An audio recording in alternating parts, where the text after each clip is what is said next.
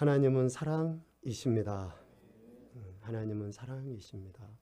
하나님은 사랑이시다라고 하는 그 말은 하나님께서 생각하시고 행하시는 모든 것들이 궁극적으로 우리 인생에게 선이다라는 것을 의미합니다. 선이다.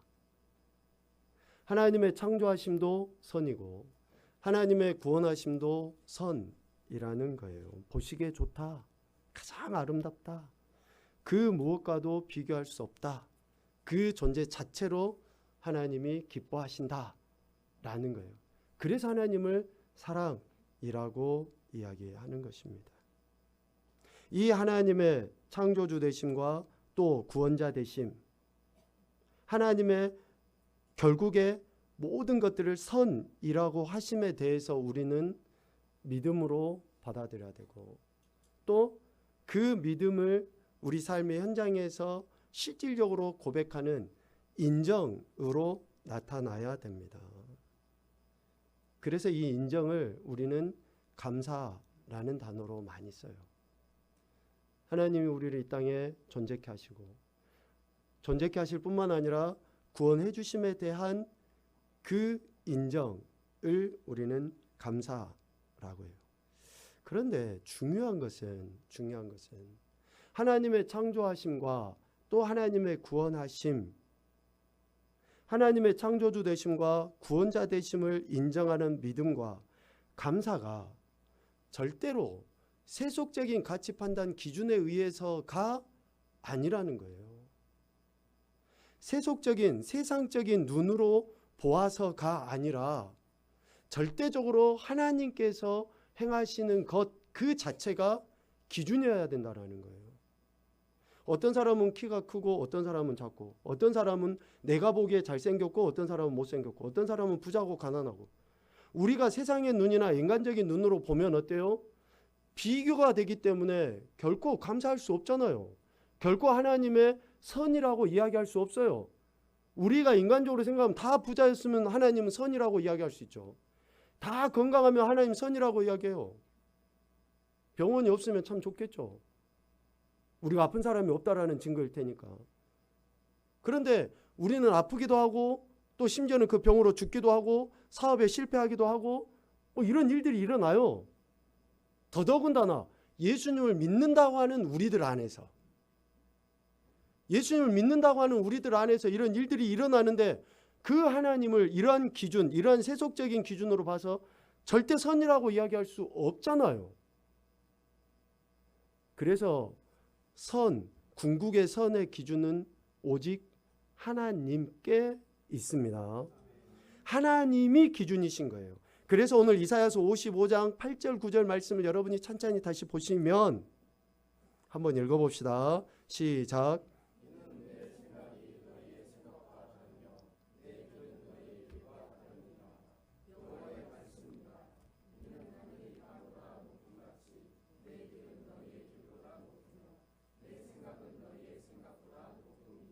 아멘. 자, 여기에서 다르다. 이는 내 생각이 너희의 생각과 다르다. 내 길은 너희의 길과 다르다. 라고 이야기하셔요. 다르다라는 그 히브리어의 의미는 구별되다, 틀리다 이런 차원의 것이 아니라 아니다라는 거예요. 아니다. 하나님 생각이 우리 인간의 생각이 아니라는 거예요. 역으로 내 생각이 하나님 생각이 아니라는 거예요. 우리가 흔히 내가 이것을 해서 하나님께 영광도 올려드리고 하나님이 기뻐하시는 일들을 행하고 내가 이러한 생각들을 통해서 하나님이 원하시는 것들을 하면 그것이 마치 하나님의 생각인 것처럼 우리는 착각하고 받아들이기 쉬워요. 그러나 이사야서 55장에서 이야기하는 것처럼 우리의 생각은 하나님의 생각이 아닙니다. 하나님께서 하시는 그 생각을 미안하지만 우리 인생은 죽었다 깨어나도 못해요. 하나님의 생각을 우리는 흉내조차 낼 수가 없어요. 더더욱더 아담의 후손된, 범죄함 아담의 후손된 우리 인생이 가진 이 생각이 결코 하나님의 생각이 될 수 없다는 것을 우리는 여러분 인정하셔야지 돼요. 인정하셔야 돼요. 내가 법 없이도 살 사람이고 내가 남에게 해코지 안 하고 사기도 안 치고 내가 참 그래도 괜찮은 놈이야 라고 말하려는지 모르지만 그러한 나라 할지라도 내가 가지고 있는 생각은 궁극의 선이 될 수가 없어요. 아무리 내가 사람들에게 인정받고 착하다라는 소리를 들어도 왜 그렇습니까? 하나님은 창조주이시고 우리는 피조물이고 하나님은 구원의 주체이시고 우리는 구원받아야 될 대상이기 때문에 절대적으로 다른 거예요. 이것을 인정하는 것이 우리의 믿음의 시작이고 우리가 감사할 수 있는 첫걸음인 거예요. 하나님을 인정하지 않는데 어떻게 우리가 감사하고 어떻게 우리가 하나님의 영광을 드러내는 인생들이 될 수 있겠습니까? 우리의 생각이 어쩌면 우리의 기대와 또 어쩌면 우리의 기도 자체가 하나님의 생각이 아니라는 것을 받아들이고 하나님께서 행하시는 것을 우리 인간의 이성으로는 다 이해할 수 없다는 것을 인정하고 받아들일 때에 지금 내 삶에서 일어나는 그 어떤 일들도 오직 감사하며 하나님께 영광 올려 드릴 수 있지 않을까라는 그런 생각을 해보게 됩니다. 맥주 감사주의를 맞이한 오늘 우리가 진정으로 하나님께 감사를 올려드리고 하나님이 어떤 분이시며 지금도 내 삶에 어떻게 하나님께서 역사하셔서 내게 기대하고 계시는가를 우리가 오늘 말씀을 통해서 좀 더 구체적으로 살펴봤으면 좋겠습니다. 오늘 말씀에 보면 하나님은 이런 분이시다라고 이야기해요. 오늘 11절 말씀에 보면 하나님이 친히 말씀하십니다. 여호와의 말씀이니라 너희를 향한 나의 생각을 내가 아나니 평안이요 재앙이 아니다 미래와 희망을 주는 것이다 라고 하나님은 분명하게 말씀하십니다. 하나님의 생각은 결국에는 우리 인생에게 평안, 결국에는 우리에게 미래와 희망을 주시는 것이라고 이야기하셔요. 하나님의 사랑 안에 택함을 받고 하나님의 자녀요 백성이 된 저들, 그들에게 재앙이 아닌 평안을, 미래와 희망을 주기를 하나님은 원하십니다. 하나님이 그것을 원하신다라는 거예요. 마치 부모가 자녀들에게 그렇게 하는 것처럼 자녀들에게 정말 그렇게 아낌없이 주는 나무처럼 모든 것을 주는 것과 같이. 그런데 여러분, 육신의 부모보다 더 하시다라는 거예요. 하나님은 육신의 부모보다. 여기 부모된 여러분 얼마나 자녀들이 예쁩니까? 정말 눈도 찌끈하면서 눈에 넣어도 안 아플 내 새끼 그러잖아요. 이건 좀 웃으라고 하는 이야기였는데 눈도 찌끈하면서 눈에 넣어도 안 아플 내 새끼 이러잖아요. 응? 그렇게 내 모든 것을 다. 그런데 우리 인간은 또 인간이에요. 연약합니다. 이사야 49장 15, 16절에 보니까 여인이 어찌 그 젖먹는 자식을 잊겠으며 자기 태에서 난 아들을 긍휼히 여기지 않겠느냐. 그들은 혹시 잊을지라도 나는 너를 잊지 아니할 것이다. 내가 너를 내 손바닥에 새겼고 너의 성벽이 항상 내 앞에 있다 라고 말씀하십니다. 그래요. 부모가, 육신의 부모가 자식을 어떻게 잊겠습니까? 그런데 혹시 잊을지라도 라는 그 말은 잊을 수 있다는 거예요. 미안하지만 잊을 수 있다는 거예요. 우리 인간은 그런 존재예요. 그런데 하나님은 그렇지 않으신다라고 분명하게 이야기하십니다. 이렇게 하나님은 사랑의 하나님이시고 택하신 백성 이스라엘에 대해서 절대적으로 저들을 놓지 아니하시겠다고 하나님이 분명하게 말씀하셔요. 여러분 믿습니까? 그런데 이스라엘의 역사를 봐보세요. 하나님이 절대적으로 저들을 놓지 아니하십니까? 절대적으로 저들을 포기하지 아니하시고 끝까지 저들을 책임지고 계십니까?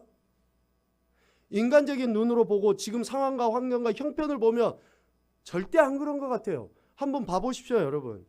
이스라엘 백성들에 대한 하나님의 사랑을 분명하게 말씀하심에도 불구하고 하나님은 저들을 애굽의 종살이로 내어줘요.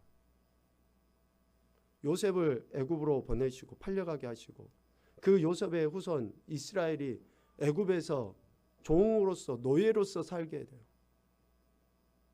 그것도 하루 이틀입니까? 400년이 넘는 시간을 그렇게 종으로 살아요. 아니, 하나님의 사랑이 하나님이시면 종살이를 안 하게 하시는 게 하나님 사랑이잖아요. 그래요. 하나님이 이제 종으로 노예 생활을 하게 하셨어요. 그러면 기적과 이적과 능력을 통해서 저들을 애굽에서 건져내셨습니다. 건져내시면 어떻게 해야 될까요? 딱 들어서 그냥 약속하신 땅에 들어가도록 해버리면 하나님 그래 사랑하시네, 사랑이 하나님이시네, 인정이 될 거 아니에요. 그런데 이스라엘 백성이 어떻게 하죠? 한번 화면 봐볼까요? 애굽에서 건지신 하나님이 이스라엘 백성을 광야의 여정 가운데 내버려둬요. 추위와 더위와 먹을 것 없고 정갈이 나무이고 뱀이 그들을 해치려고 하는 그런 환경 가운데 하나님이 그들을 광야의 여정을 걷게 하셔요. 또 어떻습니까? 그 과정을 지난 다음에 가나안 땅을 정복할 수 있도록 하나님이 하셔요. 그런데 아예 하나님 훅 불어서 이방 족속들을 다 멸하셔버리지 남겨두셔요. 또 그래서 이스라엘에게 가시 역할을 하도록 남겨두셔요. 그 이방 족속들로 인해서 끊임없이 전쟁이 지속돼요. 오랫동안 전쟁을 치르게 하셔요. 그 전쟁을 통해 계속 실패하고 넘어지고 깨지고 또 하나님 앞에 부르짖어 기도하면 또 하나님이 건져주시고 회복시켜주시고 또 그런 일들이 계속 반복적으로 일어나요. 그러다가 결국은 어떻게 됩니까? 바벨론 포로로 잡혀가 완전히 멸망당하게 돼요. 아니 이 이야기만 보면 여러분 하나님 사랑의 하나님이라고 고백되어집니까? 이 이야기만 보면 하나님께서 결국에 선을 이루신 분이라고 아멘 이 나옵니까? 아니 하나님 너무하신 거 아니에요? 종살이를 하지 않게 하시든지 종에서 해방시켜줬으면 그냥 그 이후에는 순탄하게 좀 살게 하시든지 하나님 시시때때로 왜 자꾸 이러십니까? 라고 얼마든지 불평하고 원망할 수 있는 그러한 내용들 아닙니까? 그런데 하나님은 이스라엘을 그리고 오늘 우리를 우리가 생각하기에 보편적인 생각하고 좀 다르지만 어쩌면 우리가 생각했을 때는 부당하고 원망과 불평의 요소로서 충분히 생각될 수 있는 그러한 일들을 하나님은 허용하셔요. 그러시면서 오늘 예레미야 29장 이야기해요. 하나님은 평안이다. 재앙이 아니다. 너희에게 미래와 희망을 주는 것이다. 라고 이야기를 해요. 내일 새벽에도 좀 잠깐 이야기하겠지만 여러분 예레미야 선지자가 남유다의 멸망을 이야기할 때는 아직 유다가 완전히 멸망된 상태가 아니에요. 1차 포로가 잡혀져 가고 좀 어수선한 상황이긴 하지만 완전히 유다가 멸망한 상황이 아니거든요. 그때의 유다의 멸망을 이야기하고 또 더해서 하나님께서 70년이 차면 돌아오게 하신다. 이 이야기를 하는 거예요. 그러니까 유다 백성들의 마음에는 아니 하나님 장난치는 것도 아니고 아니, 하나님 왜 이러십니까 우리에게 라고 얼마든지 항변할 수 있는 그런 이야기인 거예요. 그런 상황에 예레미야 선지자를 통해서 하나님께서는 하나님의 생각이 우리의 생각과 다르고 하나님의 생각은 결국 우리에게 평안을 주시기 위한 것이다 라고 이야기하시고 있습니다. 오늘 서두에 제가 말씀드렸던 하나님은 사랑이십니다. 하나님은 사랑이셔요. 지금 내가 이해되지 않는다 할지라도 지금 내가 수용할 수 없는 그런 상황이라 할지라도 환경이라 할지라도 내 육체의 연약함이라 할지라도 그것은 궁극적으로 하나님의 선, 하나님의 영광을 드러내시기 위해 우리에게 허락하신 상황이고 환경이고 형편이라는 것을 이야기합니다. 한번 살펴볼까요? 애굽에서 이스라엘 백성이 요셉을 통해 요셉의 후손들이 이제 종살이를 해요. 그런데 애굽에 처음에 몇 명이 내려갔습니까? 70명 정도가 내려갔잖아요. 그런데 애굽에서 나올 때 몇 명이 나왔죠? 남자만 장정만 60만 명이 더 돼요. 여자와 아이들까지 하면 어때요? 200만 명이 거짓 되는 거예요. 애굽의 종살이를 했는데 하나님은 애굽의 종살이 자체로 머물게 하지 아니하시고 처음에 한 부족 정도의 그 이스라엘을 어마어마한 나라로 만드셔 버렸어요. 애굽에 내려간 것이 실패인 것처럼 보이지만 결국에는 뭡니까? 하나님께서 한 민족을 나라가 되게 하시는 그 엄청난 축복을 주신 거예요. 광야의 여정 걸었잖아요. 먹을 것도 없고 마실 것도 없고 죽을 것 같아요. 곧 당장. 그런데 저들이 광야에서 삽질을 해서 아니면 어떤 그 농사 일을 해서 먹었습니까? 아니에요. 만나와 메추라기를 통해서 하나님께서 그 어마어마한 그 이스라엘을 먹이셨어요. 광야의 여정 속에서 신발이 헤어지지 않았어요. 하나님 사랑 아니십니까? 아니라는 건 아니죠. 하나님 사랑이시잖아요. 광야의 여정 우리는 불평하고 원망하지만 결국에는 만나와 메추라기를 먹이시고 반석에서 물을 나게 하셔서 먹이시고 인도하신 그 하나님을 누가 사랑이 아니라고 이야기할 수 있습니까? 가나안 정복 전쟁요. 우리 여호수아 말씀 봤잖아요. 저들이 칼과 창으로 여리고성을 무너뜨렸습니까? 하나님 사랑 아니십니까? 하나님 사랑이셔요. 지금은 내가 이해가 안 되고 지금은 내 앞에 문제가 있는 것 같고 지금은 내가 도저히 일어설 수 없을 것 같아서 도저히 하나님이 신뢰가 안 되는 것처럼 비춰지는 상황이지만 하나님은 사랑이십니다. 이 하나님의 사랑에 대해 예레미야 선지자는 이스라엘 백성이 취해야 될 태도 도저히 이해도 안 되고 또 정말 아직도 많이 고통의 연단의 시간이 남아 있어요. 70년이라는 이 시간이 남아 있어요. 그러할 때에 하나님의 사랑을 하나님께 대한 믿음과 하나님에 대한 감사의 그 고백을 나타내기 위해서 보여야 될 태도를 한 가지로 이야기해요. 그것이 오늘 우리가 정말 잘 알고 있는 말씀처럼 12절, 13절에 이야기합니다. 뭐죠? 기도예요. 기도. 하나님의 하나님 되심을 믿고 하나님께 대한 감사의 고백을 할 수 있는 하나님의 절대 주권을 인정하고 그 하나님께서 내 삶에 역사하시고 계심에 대한 그 인정을 위해 우리가 뭘 해야 된다고요? 기도해야 돼요. 하나님께서 남유다 즉 이스라엘 통칭하면 이스라엘이겠죠. 그들이 바벨론 포로로 잡혀간 이후에 70년이 차면 예루살렘으로 돌아오게 하시겠다라고 이야기하셔요. 아직 그 기간이 남아 있어요.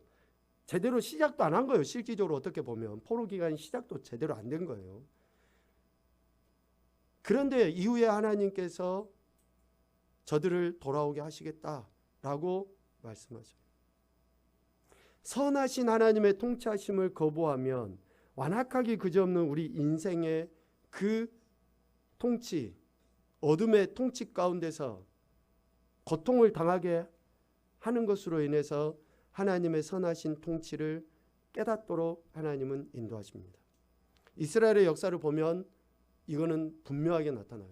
우리가 하나님의 은혜를 거부하면 반드시 악하고 어두운 것에 영향을 받게 돼 있어요. 하나님의 말씀에 귀를 기울이지 않으면 반드시 세상의 말에 귀를 기울이게 돼 있어요. 이스라엘은 하나님의 말씀을 듣지 않고 거부함으로 인해서 하나님의 통치가 아닌 세상의 통치를 받게 되는 것이죠. 이렇게 악한 것에 의해서 어둠 가운데 통치를 받는 저들이 하나님 앞에 다시 나아가 하나님의 은혜, 즉 하나님의 생각, 평안과 미래와 희망을 얻기 위해서는 저들이 기도를 해야 되는데요. 이 기도를 두 가지로 표현을 해요. 오늘 예레미야 선지자는. 첫 번째는 12절 말씀에 의해서 회개의 기도를 이야기해요. 회개의 기도. 12절 말씀 다시 한번 읽어봅시다. 시작.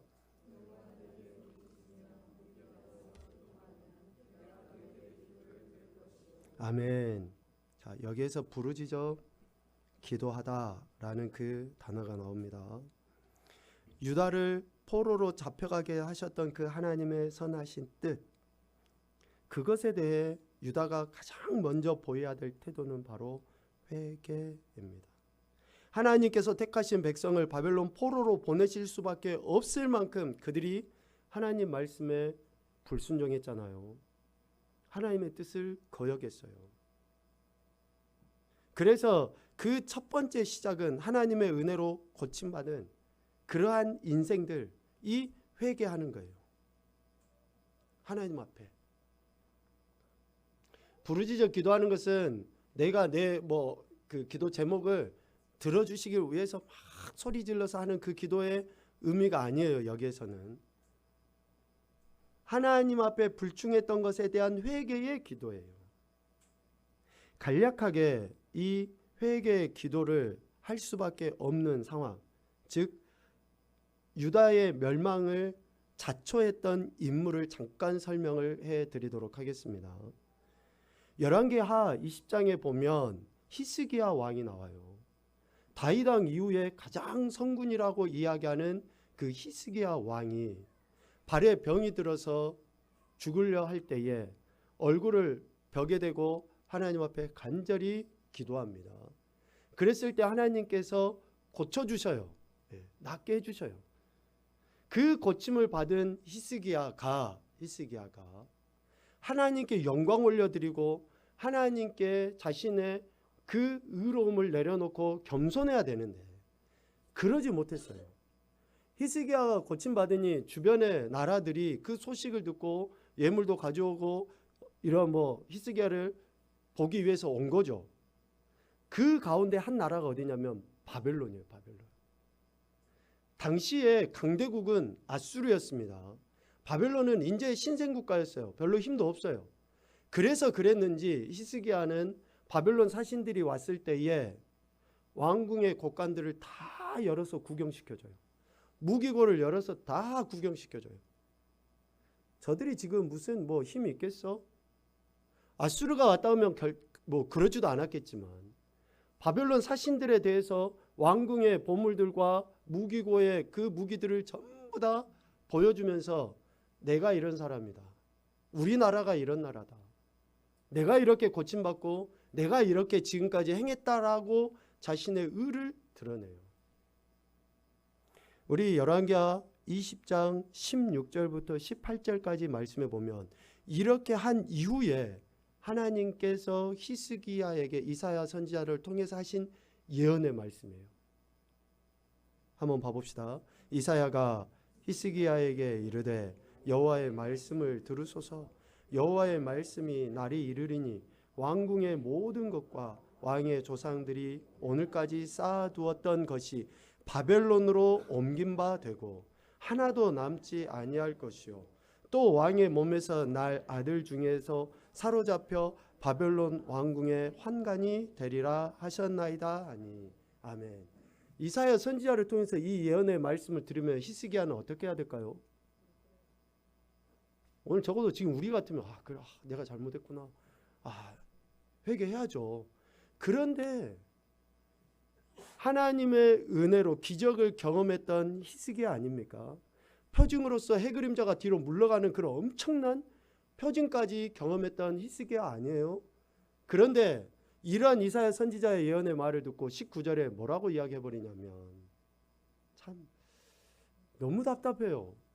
이게 히스기야 문제가 아니라 오늘 우리도 충분히 이러한 존재들이에요. 19절에 보니까 이렇게 돼 있죠. 히스기야가 이사야에게 이르되 당신이 전한 바 여호와의 말씀이 선합니다. 그런데 만일 내가 사는 날에 태평과 진실이 있다면 어찌 그리 선하지 않겠습니까?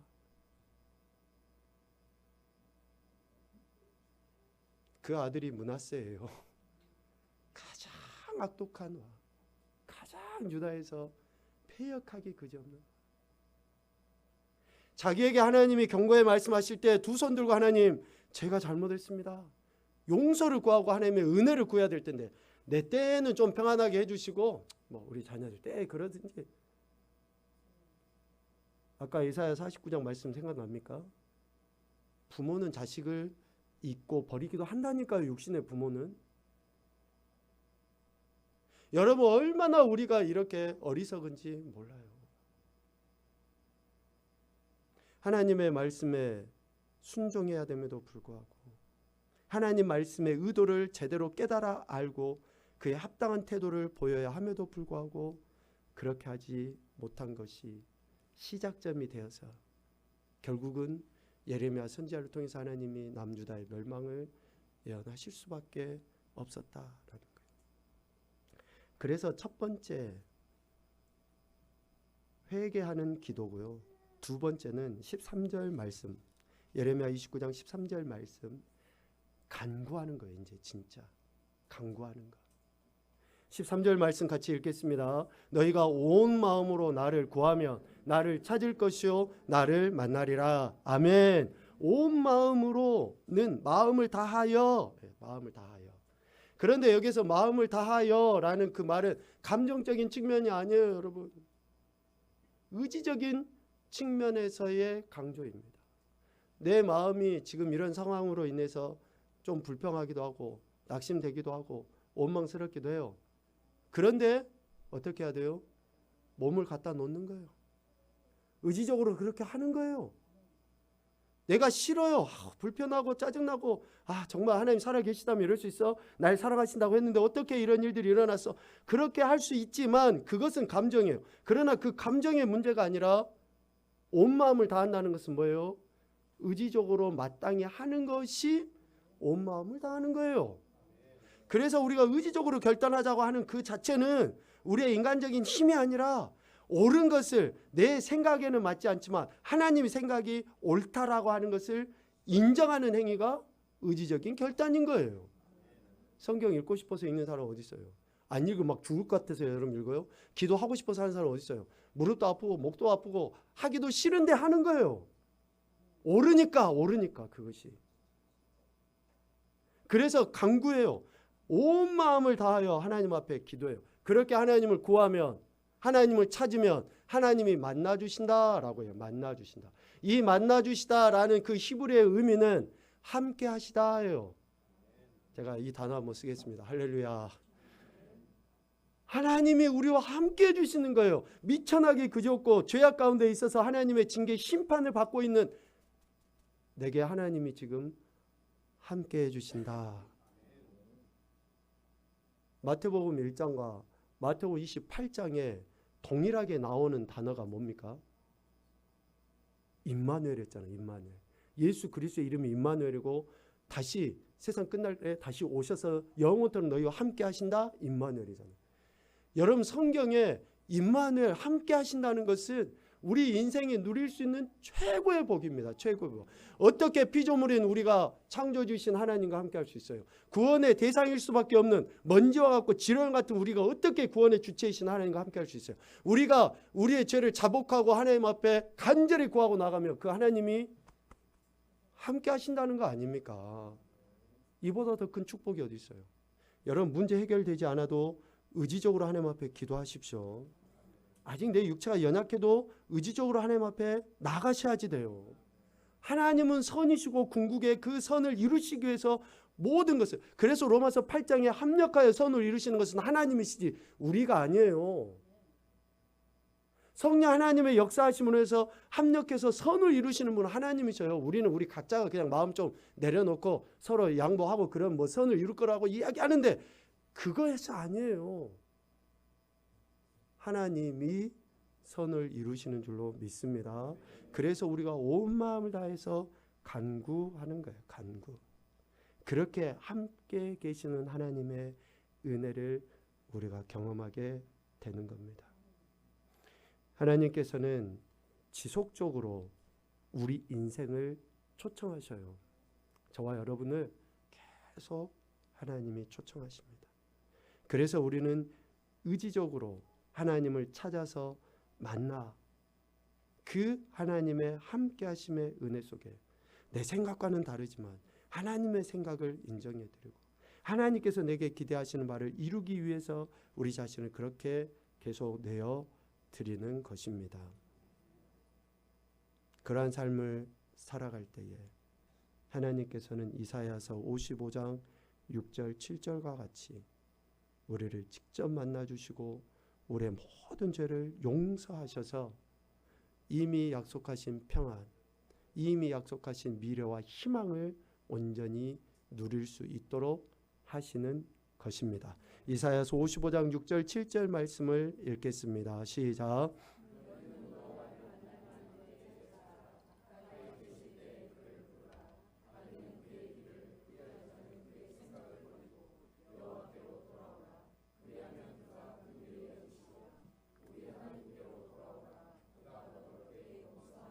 아멘. 그래서 우리는 하나님을 신뢰하는 거예요. 그래서 우리는 하나님을 사랑의 하나님이라고 고백하는 겁니다. 그 하나님만을 신뢰하며 나가실 수 있길 소망합니다. 우리의 믿음과 또 우리의 감사는 이처럼 하나님과의 관계 회복에 있다는 것을 오늘 예레미야 선지자를 통해서 우리에게 가르쳐 주십니다. 네, 하나님의 사랑, 지금 상황과 환경 형편에 눈으로 보지 마시고 하나님의 궁극의 나 같은 인생을 구원해 주신 그 은혜에 감사하는 눈으로 지금의 상황을 보셔서